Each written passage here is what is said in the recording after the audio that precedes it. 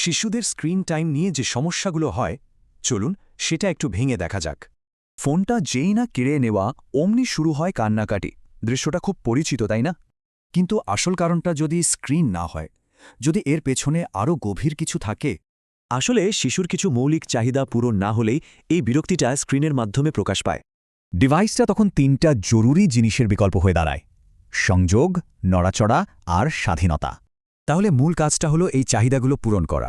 প্রথমটা দিয়েই শুরু করা যাক, সংযোগ। যেমন ধরুন, একসঙ্গে গল্প পড়া। খুব সহজ কিন্তু শক্তিশালী একটা উপায়, যা হয়তো অনেকেই করেন না। একসঙ্গে বই পড়া, ছোটখাটো কাজের সাথে রাখা বা শুধু একটা উষ্ণ আলিঙ্গন, এগুলোই সংযোগ বাড়ায়। সংযোগের পর আসে দ্বিতীয় চাহিদা, শিশুদের ছোটাছুটি আর নড়াচড়া করার স্বাভাবিক ইচ্ছে।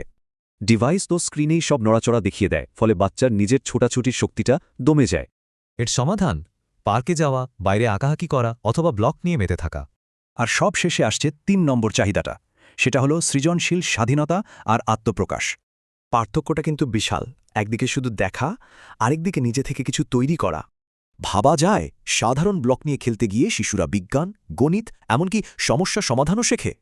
প্লেডো, ফিঙ্গার পেইন্টিং বা ব্লকস এই সব কিছুই শিশুর ভেতরে সৃজনশীলতাকে বের করে আনে।